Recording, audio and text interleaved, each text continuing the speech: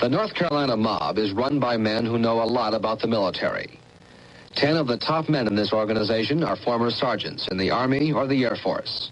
Federal authorities identify this man as the head of the North Carolina mob. Leslie Ike Atkinson, Goldsboro, North Carolina, former Master Sergeant, United States Army. This new mob has already staked out much of the heroin business for itself, and authorities say it is beginning to use its well-disciplined organization to compete with the mafia in other areas of criminal activity. The North Carolina mob is this country's newest organized crime family.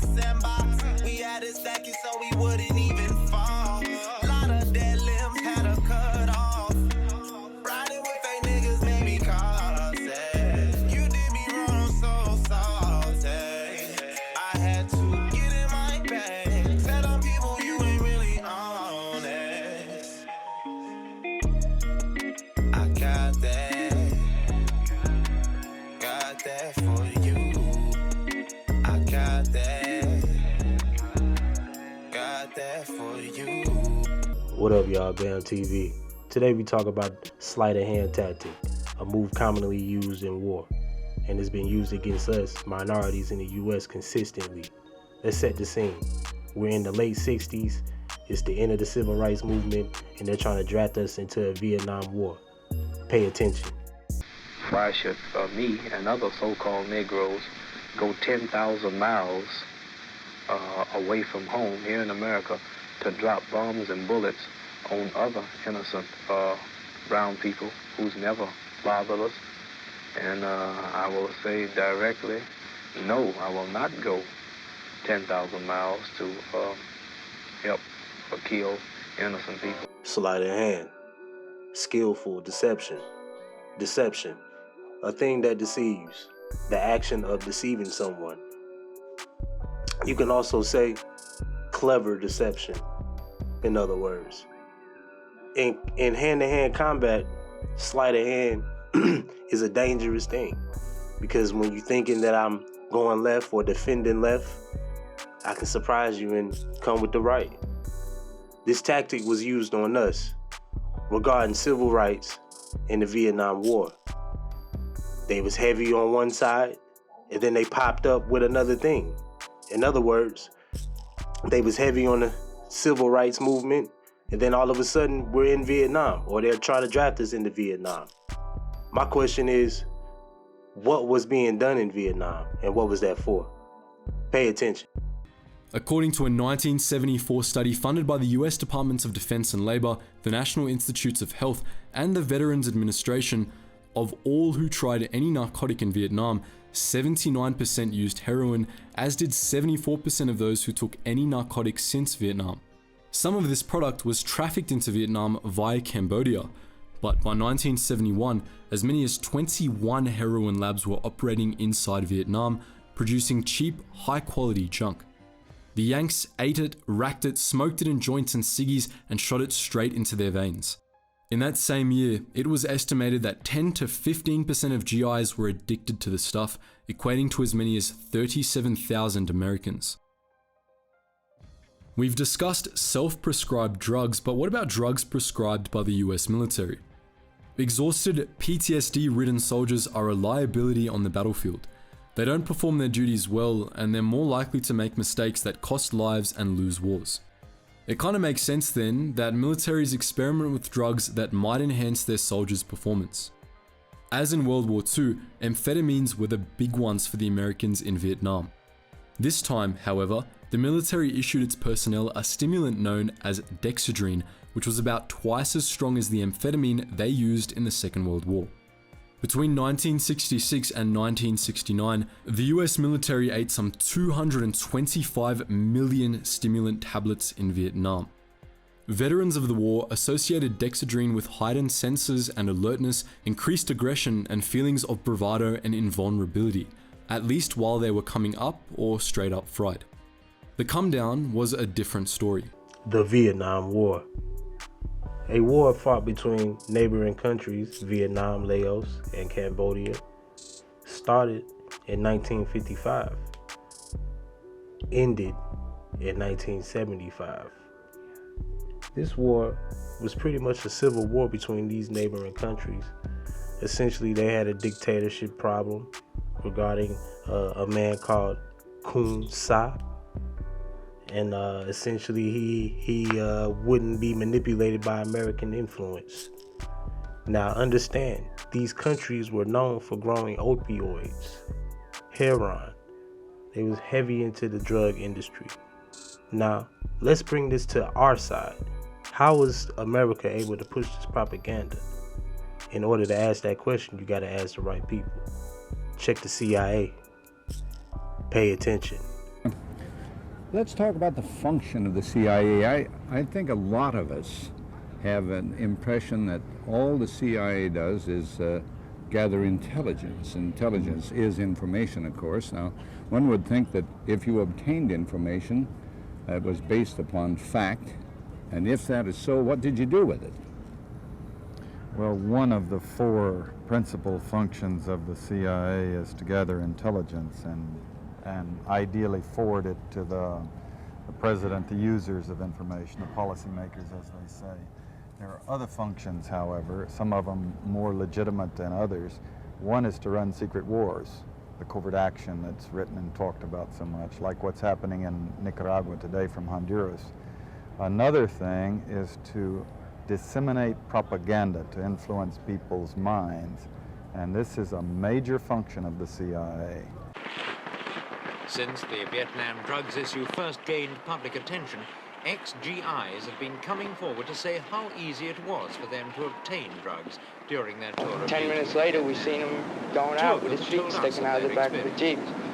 But it was the pills, but they was mainly French brought in, and grass, opium, heroin in some parts of Vietnam. But as I understand now, like talking to different friends that are just coming back from there, heroin's getting to be a bigger thing over there now. It's like when I was there, it was just mainly opium. Heroin was too hard to get. Drugs you can get anywhere.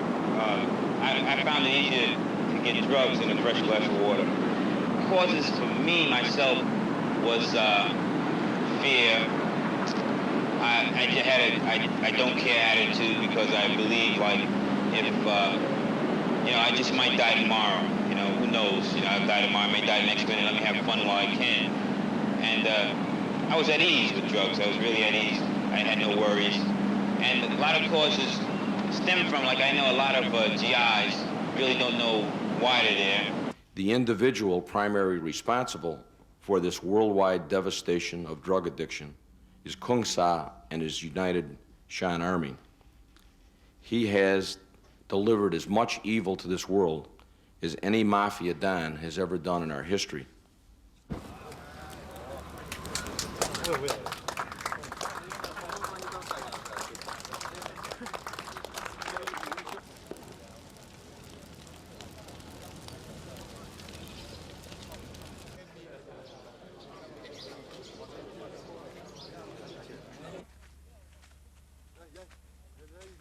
Okay, hit me out.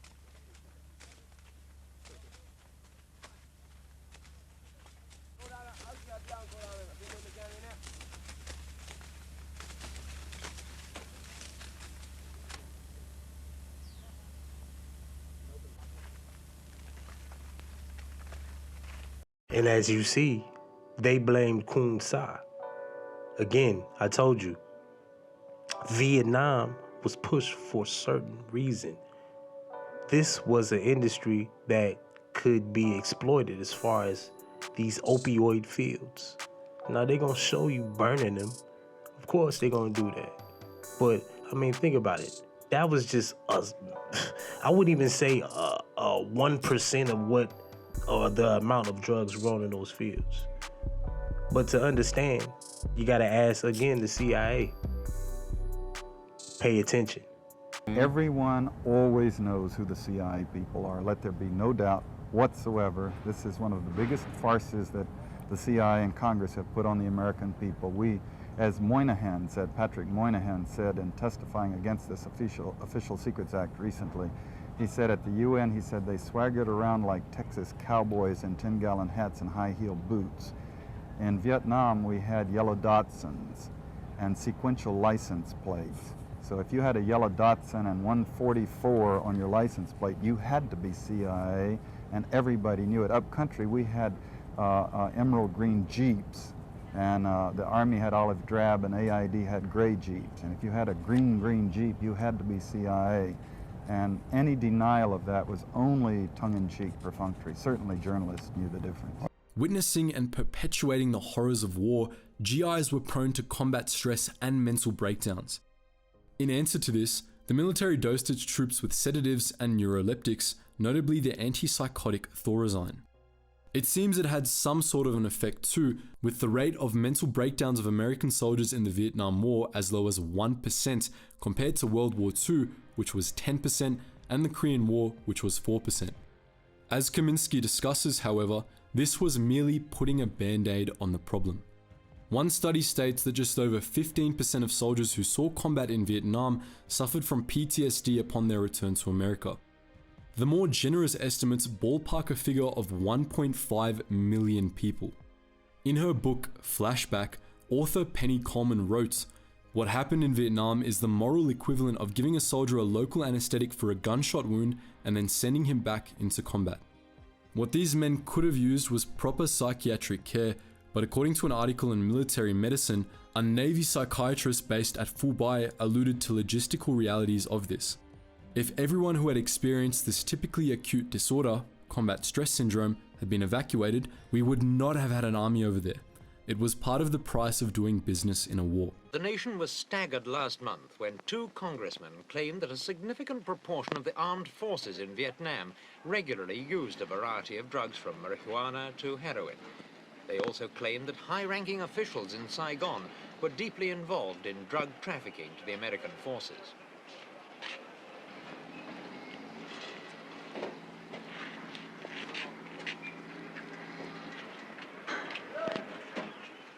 Washington now admits there is a serious drug problem among its servicemen in Vietnam, but official estimates of just how big it is are still very vague. One administration official has guessed that 15% of all American troops in Vietnam have a serious heroin habit, and that at least 20,000 soldiers, and possibly twice that number, are in danger of drug addiction. Certainly one of the quickest ways for a soldier to avoid combat in Vietnam and get back home is to take drugs. Once he's hooked on heroin, he's finished with fighting, finished with the army, in fact, finished with everything except his obsessive desire for a bigger and bigger fix. America's public enemy number 1 in the United States is drug abuse. In order to fight and defeat this enemy, it is necessary to wage a new all-out offensive. I have asked the Congress to provide the legislative authority and the funds to fuel this kind of an offensive. It is essential for the American people to be alerted to this danger, to recognize that it is a danger that will not pass with the passing of the war in Vietnam, which has brought to our attention the fact that a number of young Americans have become addicts as they serve abroad, whether in Vietnam or Europe or other places. Because the problem existed before we became involved in Vietnam, it will continue to exist afterwards, and that is why this offensive deals with the problem there in Europe, but will then go on to deal with the problem throughout America. And here is Richard Nixon, former president who ushered in the Controlled Substance Act, an act establishing federal U.S. drug policy under which the manufacture, importation, possession, use, and distribution of certain substance is regulated.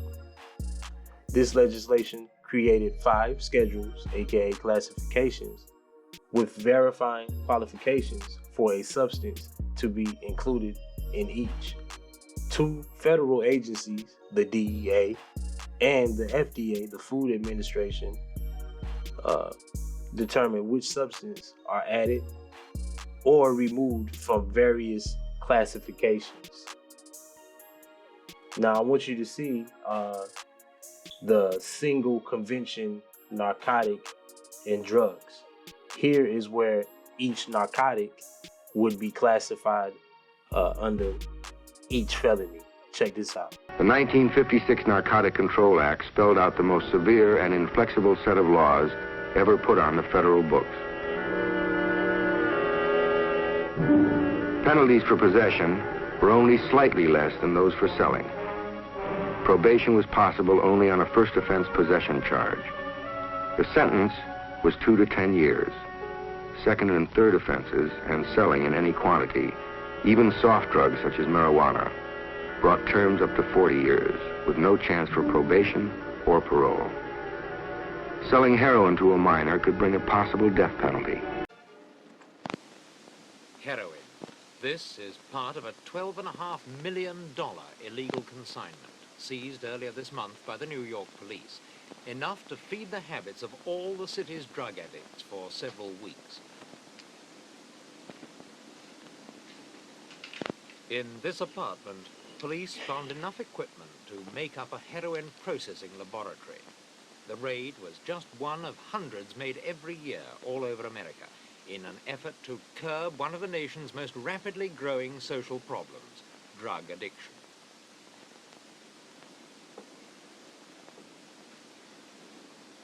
There's hardly a sector of American society that's not affected to some degree by drug abuse. Official estimates claim there are now 300,000 addicts of heroin alone, and a growing proportion of them are teenagers.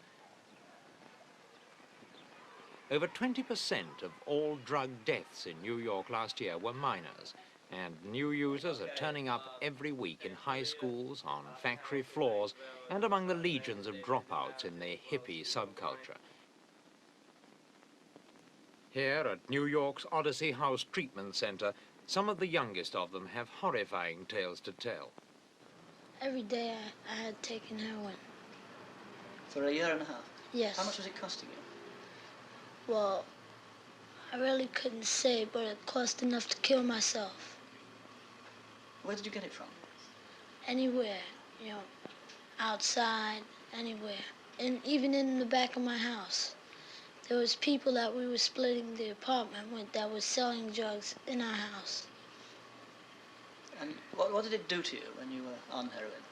Well, it took me to another place, a different reality where all problems are solved. They're just, you know, thrown in the gutter where there really isn't no reality. And how long did this last? For an hour to, first you got your head in about 15 minutes, 10, 5. It depends on what you get, and it lasts for about an hour and a half. And then what happened after that? Well, you just get back to normal problems. Where were you getting the money to buy all this heroin? Well, my mother was a prostitute. She would give me money. And, like, I'd go out and get money from my grandmother. I snatched pocketbooks. You snatched pot from people in the street? Yes. Because you just needed this heroin so badly? Yes. What was happening to you at school? Well, I really couldn't say because I got kicked out of school twice, you know. I never did go to school since the 7th grade. How many of your friends, your school-age friends, were on heroin? Do you know a lot of other people who were?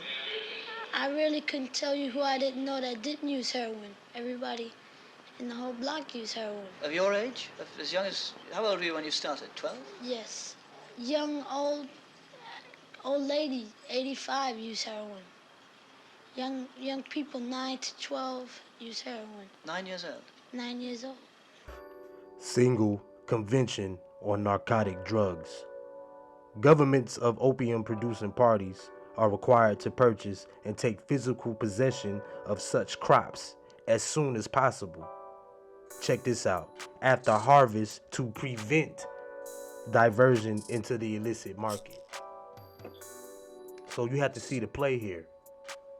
They're forcing these countries to cut their crops of opioids And then what they do is on the back end, they feed it into the country and they make it readily easy to access, because we have a 9-year-old here talking about he can get drugs from anyone. On top of that, I want you to also pay attention here, is that they flip the game, man. So back to what I was saying. They make the countries cut those crops. They flip those crops, make it easy to access in the big cities. And then they tax on the end as far as putting these people in jail. And they also, of course, get the drugs back because it's facilitated, within the police, right? It's held there, right? I mean, look, man, I don't know what else to say. But look, check this out. Pay attention.